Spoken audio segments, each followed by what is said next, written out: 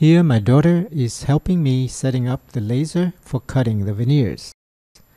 She uses 2 spare pieces of wood as blockers to achieve repeatable veneer placement on the laser bed. The veneer sheet is then placed upside down with its label at the top left corner of the laser.